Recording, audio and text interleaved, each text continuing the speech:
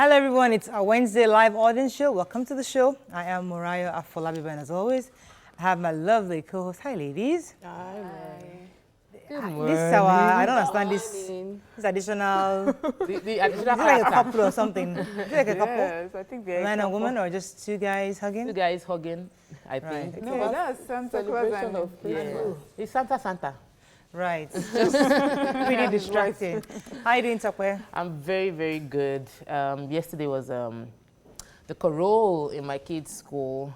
And, you know, I'm one of those parents that I want my kids to be singing, dancing, doing everything, but they apparently have no talent for such. So they get disqualified every time. And I'm taking it very personal. You know, I'm going to make it a project next year to teach my kids how to sing and dance so that they will perform in Carol next year. You know, I was able to take pictures. I saw parents going to the state taking pictures of their children, but I couldn't take pictures of my children because they don't know how to sing, they don't know how to dance. So I'm going to work on that next year, but it was good. Cool. How are you doing? I'm doing good. I went for my daughter's I like the carol. reindeer. Like, it's not really showing though, Oh, it's not? because you're putting it behind the okay. mohawk. That's why. See. Yeah, now we can see it. It's Christmas. And then at very last minute, Tokwe lost my nose, my reindeer nose. So I was going to come out looking like Rudolph the red-nosed reindeer. How you doing? I'm doing good.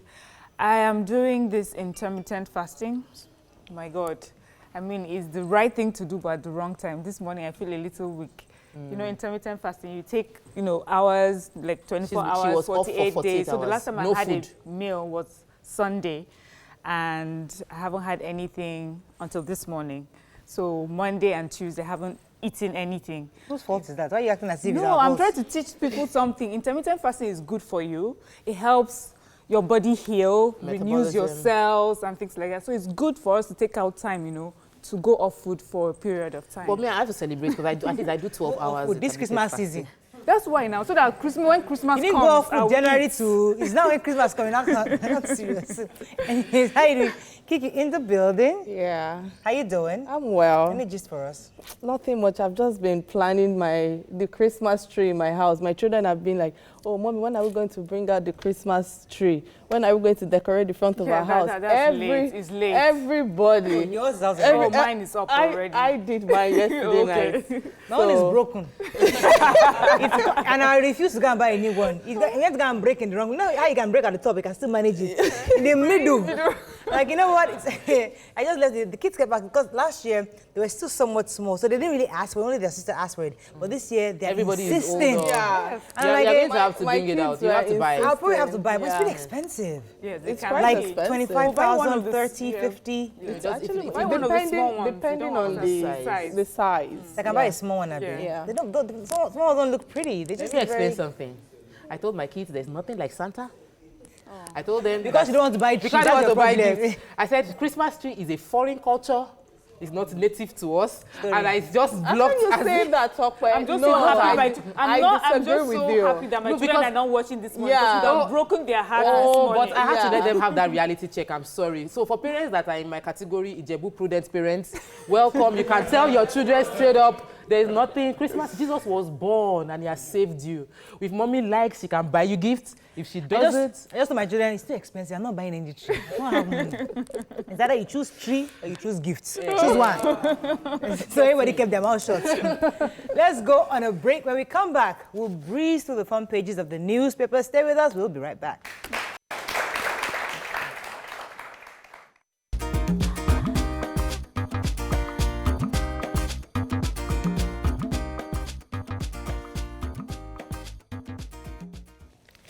Right, we're going to start very quickly with the punch.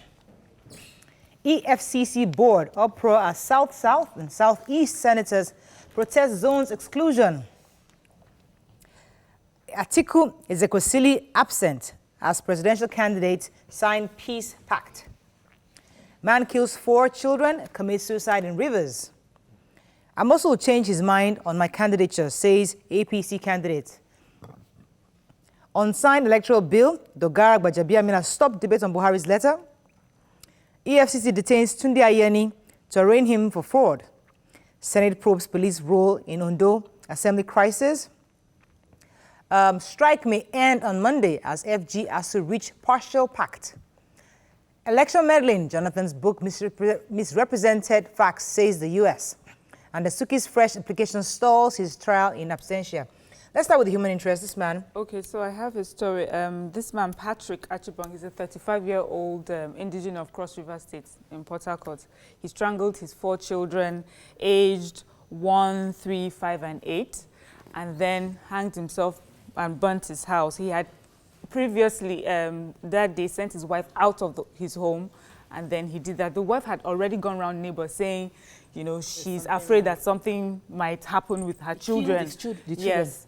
So, but they said that before the neighbors could help her, he had already done it, killed the children, hanged himself, and the house. Really sad story. Very sad story. The election meddling, Jonathan's book, Misrepresented Facts, the U.S. was saying that in the book, our ex-president was saying initially that the Obama, ex-president Obama, sent a video that tried to implore Nigerians to open a new chapter. And that video was probably subliminally telling Nigerians to vote in the opposition. But then I responded and said, actually, what they were saying was Nigerians should open a new chapter in free and fair election. You need to ensure you have free and fair election. That was what they were. Are we deceiving? No. They are saying that it was mischaracterizing what their ex-president had said. So that was back and forth. Ask quickly. I want to take the Amusu story because Dakwa Abiodun is the current candidate for APC within Ogun State. Right. And while he was unveiling his Deputy Governor, Alhaji Anoimat, he explained that there are internal party reconciliatory moves between himself and the current governor, and that they would resolve the issues. The people shouldn't expect anything to go wrong.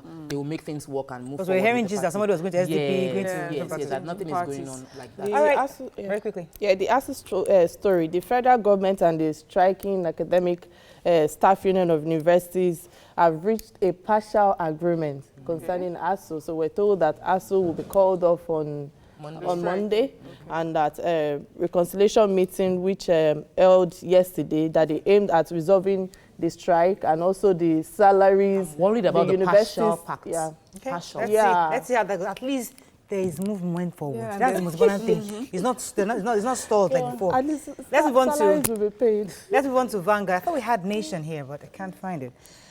Vanguard, Electoral Act, Buhari Atiku campaign trade tackles. Macban warns Anglican bishop, says we're not terrorists. No plan to increase petrol pump price, says PPPRA. Uproar in Senate as lawmakers disagree over the EFCC nominees. Tension in Southeast as police IPOB Masop flex muscles. Southwest APC peace meeting, Akindele blows hot over faulty reward system. And 2019, Atiku Duke Ezekwesili absent at the Peace Accord meeting. So these candidates did not come for the peace meeting. I think that's pretty much the story. Yes. Did they give any reasons? I didn't see any within the papers. There was one that said that there was just miscommunication between their party secretariat and the people that organized the peace pact. But majority showed up, just two major. So Atiku, Obi, they didn't get an invitation, but there was no response from the Duke campaign team. So. Okay. There was another story I was going to take. In the House, they had actually nominated nominees from the South, West, North, East, and North Central, the whole works. But South, South, and Southeast were omitted in the list. And the Senate were saying, the senators from that region were insisting that we cannot, that it was wrong for the president to nominate people and not consider those regions. Federal character. Right, yeah, so that was pretty... But then if you look at those nominated for ICPC, you have a lot from the Southwest, the South, the Southeast. So maybe it just worked for different, arms. Maybe the EFCC I think that for me, it might be communication. If it was communicated clearly that this is why we did this or something. They said it was based on competence. That it had nothing to do with the federal character. Competence is that's important. That's what the article is saying. There was another story. Okay, let's move on to the New Telegraph very quickly. 2019, Atiku Dukes Ezekwesili absent at Abuja Peace Accord. Sanusi to women, vote leaders that will free you from bondage. Did you hear that? 104,000 Nigerians seek police employment in 12 days. One killed, buried copper to avoid returning his 120,000 naira. $8.4 million theft. how oil marketers collapsed Spring Bank, says EFCC. Speculators mop up land in Lagos' $15 billion free trade zone. And Senate rejects Buhari's EFCC ICPC nominees.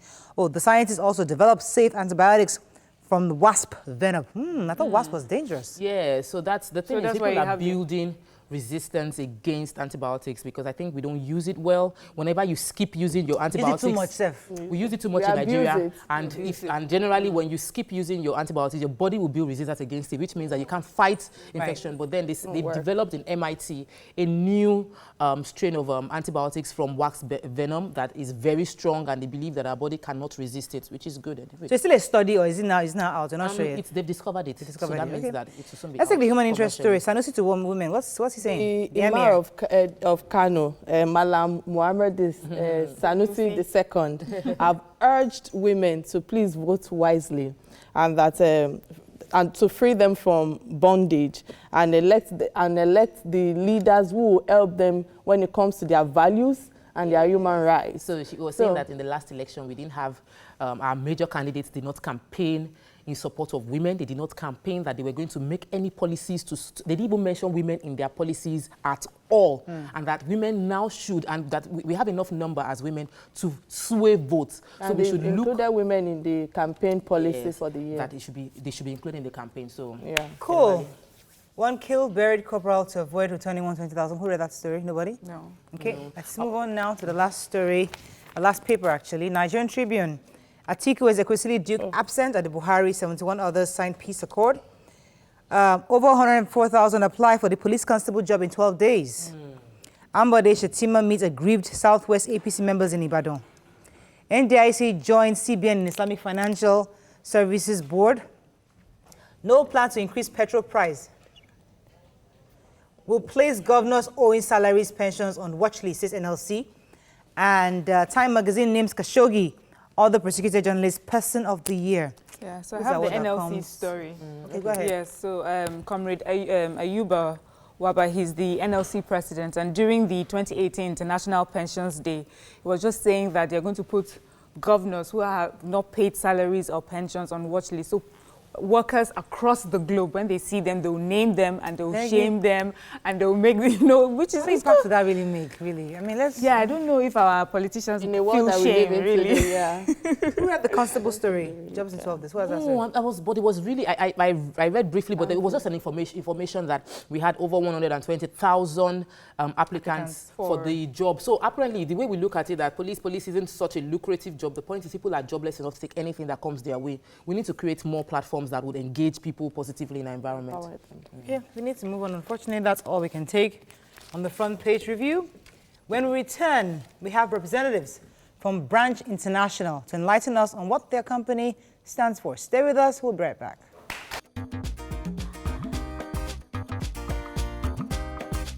Stay tuned. Your View will be right back.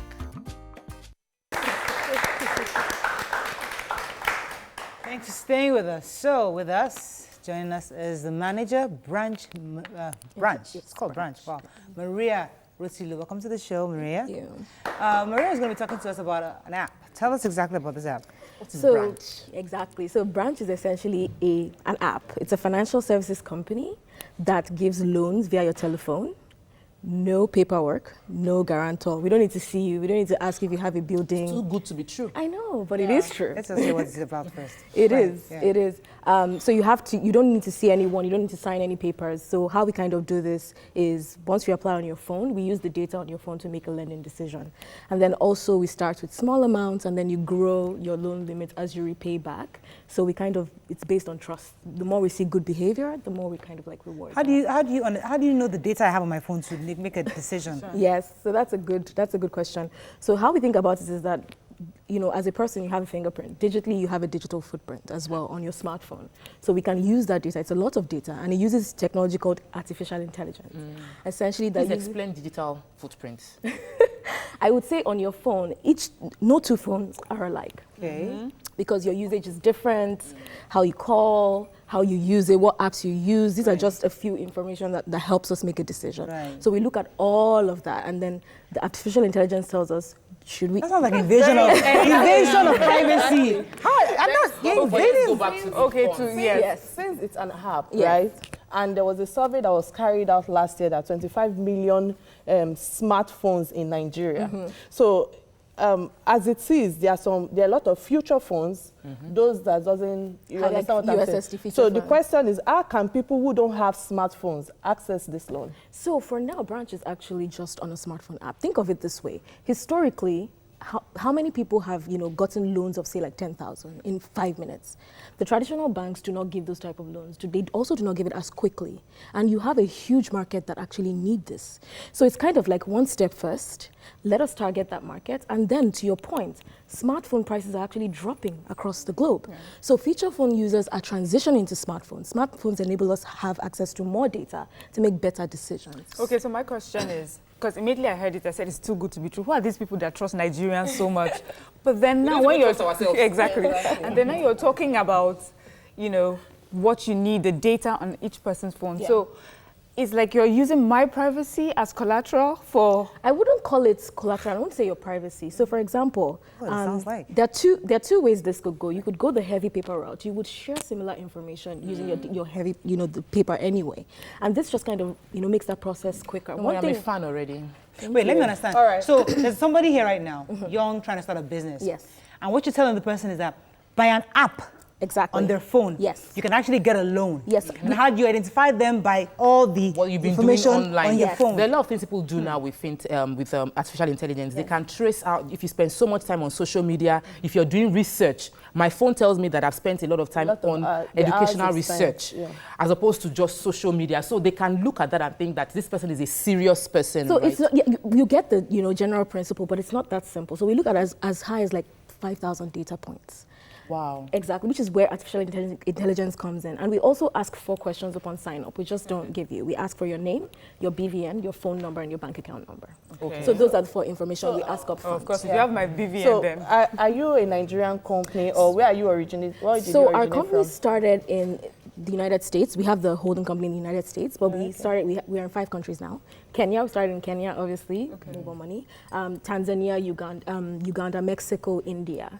And Nigeria. Wow. So it's not just so what's the max amount of money you can get at the first try? Okay, at the first try, you can get around 6,000 naira. So remember, this is built on trust. Okay. When you request for a loan, the data science will tell us if you're likely to repay or not, and then we give you an amount. And then as you repay on time, you get higher. So what's the maximum you can get? 200,000. Wow, that's good. That's good for businesses. I know when we have without collateral. Without collateral, signing anything, physically meeting anyone. In my account. Yes, the funny thing, someone made that exact thing in a focus group we were having. The guy was like, he didn't believe it. He applied, he got the money in he got the alert, he still didn't believe it. He went to the ATM, withdrew the money. That was when I was like, okay, this is real. Let me come to our audience because they're the ones that need this app. Let me see. Let me see 1 or 2 people who might use this app. Let me see. Go ahead. Let me ask a question. I want to ask now, like someone like I'm into a business now and I need this loan. So I want to know like the amount I can get, the maximum amount I can get, and the interest rate, and how long it will take you to pay that. Interest rate. That's a good question. So like I mentioned earlier, for the initial amount, you can get as high as 6,000 and then it grows, but you can get as high as 200,000 eventually. So as you repay, you kind of get higher, amounts, lower interest rates, and then longer tenures. Just give us the basic interest rates. The interest rates, they're around about 1 to 20% a month, but you have different tenors. It's not easy to kind of like say it directly that way because you have different tenors. Some people may be on 1 month loan, but it's the same interest. Some people are like 6-month loan, a year loan. So how do you repay the loans now? Very easy. Same via the app. You can use an ATM. You can use USSD. You can so you just transfer from your phone into yes. Okay, of course. Yes, Kike. So do you normally give back to the society that you exist in, since you are making a lot of money from Nigeria? I would. Exactly. And then also, but if you Google them, they've made a lot of money from us. So I get that perspective, but what I would say is this is a very high risk market. There's certain assumptions that may be made that it's kind of like, you know, oh, you're disbursing a lot, you're making a lot. But the thing is, this is a high-risk market. There are people who will default. People say Nigerians default. I'm like, not all Nigerians default. You know, good ones People actually do repay. How do you fund it? Like, how do you get this money? That's also a good question. So we definitely, because we have a parent company, we have equity coming in, and we also have funding on the parent level that brings it in. We're also exploring local markets, you know, capital sources as well. Go ahead, Tucker. So I wanted to ask that because some people will be like, if I apply, what would I do online that will predispose me positively to getting the loan so that I can start guiding my online footprints? Yeah, so that's a good question. My digital footprint. If you're there yabbing people every day and abusing people, you won't get anything. It's true now. So that's a good question. So here's how I think about it. What is most important is actually your repayment history. Our philosophy is that every single person should at least get the chance to prove themselves with an initial loan amount, no matter how small. So what I would say is if you do get a loan, it is very critical that you repay on time and as scheduled to be able to be, you know, people, international, like people who are in credit, you know, mature markets understand the importance of your credit history. So I would say it's very important to build that. Some people may be like, no, I'll pay it later, but you don't know that that decision alone is impacting not just with this lender, but like multiple lenders, your ability to... So do you have any physical location for those who want to make inquiries or complaints or anything? We have a physical office, but the inquiries and the customer service are all 100% within the app. Remember, branch is a spin-off of a digital bank. What we want is that you can bank on your phone. You literally don't need to see anybody if you don't need to see anybody. So inside the app, we have a 24-hour chat where people actually respond to messages. Okay, so you said you've been in Nigeria how long? And how would you compare how you've been received in Nigeria as, let's say, Kenya? For example, okay, that's a good question. I've been in Nigeria for about 1 year and 6 months roughly. And we've been in other markets. I think what's very interesting about Nigeria is we see the you know, enthusiasm, the growth, a lot of people want it. We also see that the common misconception of Nigerians will not pay. We see good Nigerians, you know, we see people paying their loans. That's good. So I think that's also good. I also think that, you know, with the financial sector and the fact that, you know, more people are getting banked, more people are getting plugged into the financial sector. Go ahead. I wanted to ask, who is regulating you? Because there's a challenge between CBN and banks saying that fintech companies are coming in unregulated, unsupported. They don't have overhead. But who is regulating you? So right now we actually do have a license and are applying for another license. So we are regulated by a body. But I would say that one thing I would say is that, and we've begun conversation around this, and I know the government is thinking about it too. The space is very, you know, fast growth, very new. So I'm sure the government is thinking about. Now, last question for everyone. Somebody out there right now is trying to get something from maybe China or some other country and needs like 1,000, maybe just something really, really small, like a $100 loan or something. Is that you? Would you do in dollars in different currency? No, it's all domiciled in Naira. Gotcha. And we also see that 7 out of 10 users use branch, you know, for micro businesses. You have people like chin sellers, like tailors, like you know, they use it for their stock. Well, congratulations to this. I hope you you guys successful. Sounds really good. Thank you very much. So, is there a number we can go to reach you? So I would say just go on Google Play. You would see the branch app. It's just a blue app with 3 dots and a line. So download branch. Exactly. That's all. That's simple. All right, we're going to take a break. When we come back, it's Wednesday. We talk with a beautiful entrepreneur who's done her work and started, and she's doing such an amazing job. Stay with us. We'll be right back. Thank you so much.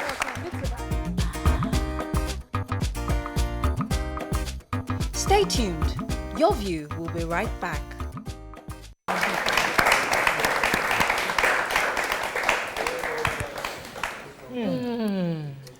Good stuff. Yeah. Welcome back.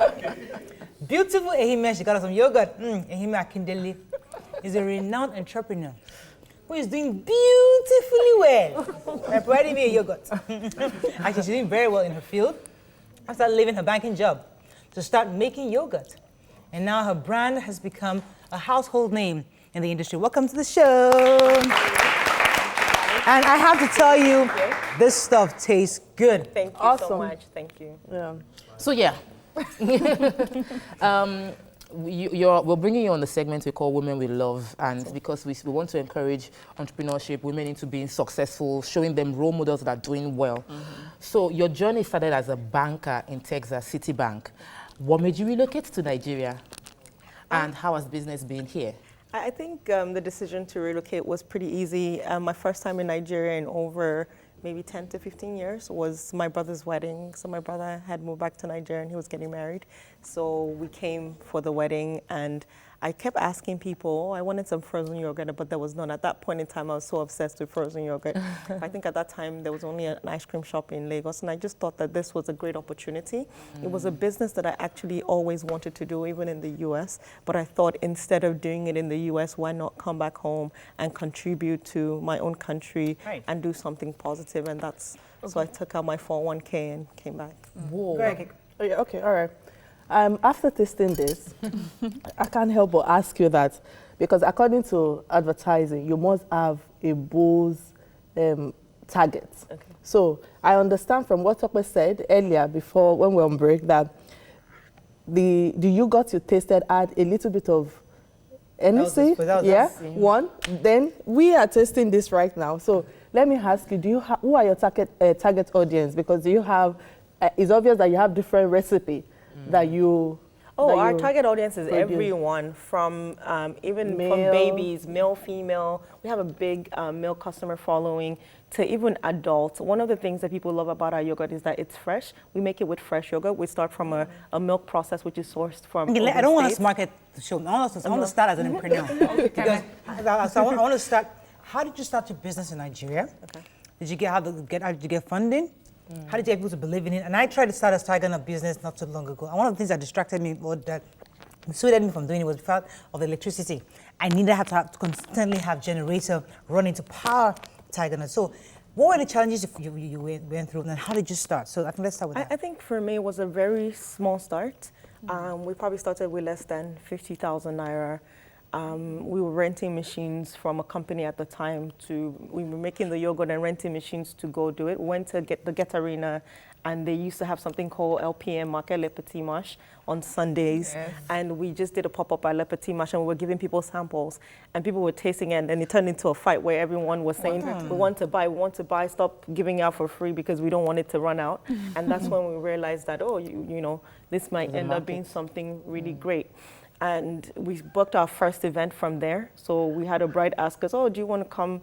Can you please do my wedding? And that's how we started. So we started raising money. For free? Yes, we gave for free at that event. We're just getting people to taste the product and get feedback of what they thought about the product. And that turned out to be really superb because we booked a couple of weddings from doing just that event. And from there we started. We really didn't want to start out as a catering company, but just like you mentioned, all the barriers to kind of starting a business, you go and ask for the price of a shop and they tell you have to pay for 3 years in advance. And it's so ridiculously expensive, and we realized that we couldn't start that way. We just, go ahead. Okay, for most people in Nigeria, entrepreneurship is sort of like maybe you've tried everything else and then it doesn't work. But then when you reach someone like yourself with your resume, you're Goldman Sachs, like 10,000 women scholar, you've got a degree in business information and technology from London Metropolitan University. So people like you are bankers. You are, you're an oil and gas. What are you doing selling, yogurt? So there's just an educated woman. And she's just, selling yogurt. So I'm just saying that there might be people like you watching right now. Is there anything you'd like to say? Of course, I think that all of us in life have our own calling. I did work for City, but I worked in the legal department, didn't know very much about business, but I had a passion for food and I had a passion for frozen yogurt, so I pursued that. I believe that whoever you are, wherever you are, you should make sure that you dedicate your life in the pursuit of whatever sets your soul on fire. So I feel partial, like there's this unfair advantage that people that have worked in formal sector have. And I would like you to explain how having worked in a bank impacted on your style of running your business, putting structure in place and expansion, writing proposals. Has that been an advantage? Would you advise people to do that before going into their privately owned business? I wouldn't say that I took a lot from working for someone, because it's a totally different ball game. You work for someone, 4 o'clock you clock out. Everything else that happens in the business is none of your business. But when you're an entrepreneur, 24/7, every little thing that happens, it's your problem. I think that I learned, the only thing I would say I took was the branding aspect, knowing that a brand had to be a brand. Right. You know, the colors, the things that went into a brand, because I knew how big a deal that was at City. Like, you can't send out lettering that's not been approved. You can't send out emails that hasn't been approved. But everything else I had to learn on the way. Putting structure in my business, I had to learn on the way, because the structure at my company and the structure at City is completely different. Right. I knew those things, but I didn't know how to do them. Okay. So that was one of the reasons I decided to go to LBS and learn. So I went to the EDC, and that's how I became a Goldman Sachs scholar, because they sponsored for me to go back to school and learn how to be an entrepreneur. Fantastic. Yeah, how are you capitalizing on the current trend of eating healthy in Nigeria? With, I'd like to say that we started that zero trend. calories you have in your, I'd like to say that we started that trend. We started in 2011, and then one of the things that we were preaching was, as opposed to eating ice cream that's very heavy, very thick, and just eating Zero products, calories. you know. So this is healthy? It's it's very zero calories. It's actually 20 calories per serving. It's made from natural yogurt. What? So 20 calories? Oh, shit. So wait, hold up. So, because we always have that confusion here, because people always feel like yogurt, they tell us, oh, it's super yogurt, or whatever it is we call it. Yeah. And they always assume it's not healthy. So you're telling us that yogurt is healthy. Well, not all yogurts are healthy. Not all yogurts are equal. Our yogurt is made from fresh farm milk, and it's converted into fresh yogurt Do you in import Nigeria. the milk, or you? No, we do have a different cows. settlement as well. The way you said it. We do have different You have to settlements. know. We do have a milk supplier that's very reliable. Oh, fantastic. And one of the things I like to say is that our product is a very clean label product, where everything on the label are words that you can pronounce. No dioxycodone something.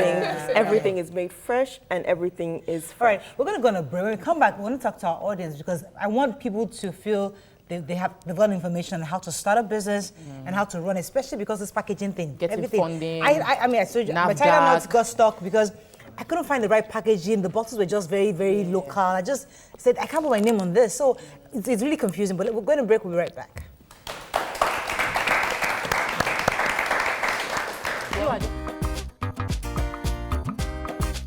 Stay tuned.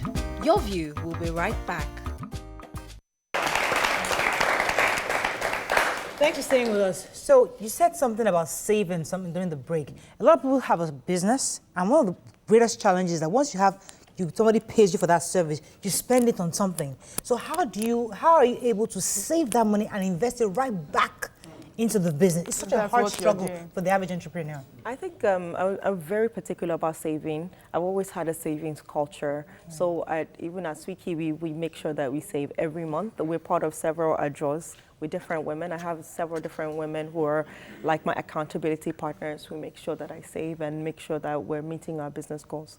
So how do you get investment from the government? Do you have any government support? We've never had any government support. We've never gotten any investment, any funding. It's a very difficult thing to do in Nigeria. We've applied severally to several banks.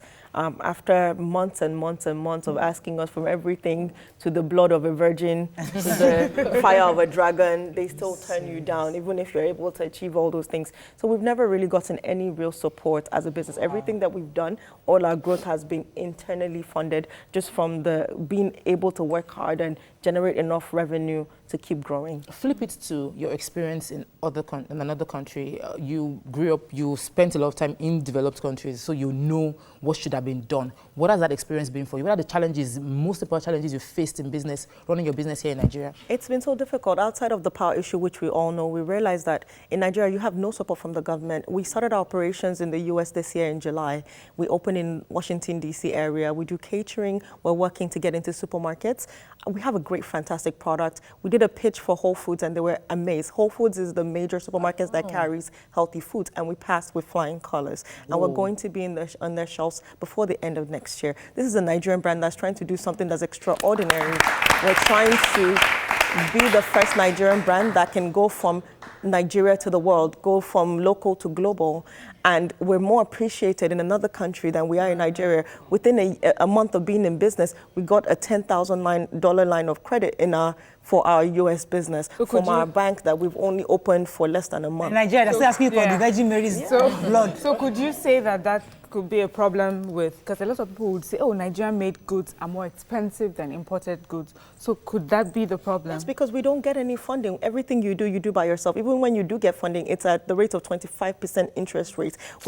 People don't know, we make fresh yogurt, which is different from everybody else. So we have to make sure that our freezers are working, our fridges are working, we use fresh milk. We run a generator almost 24 hours a day. Wow. Can you imagine the diesel cost that we have to bear just because we're trying to get a clean label product to people, and we're not trying to sell you some powdered mixes that has all kinds of preservatives, you know, and trying to do a healthy product.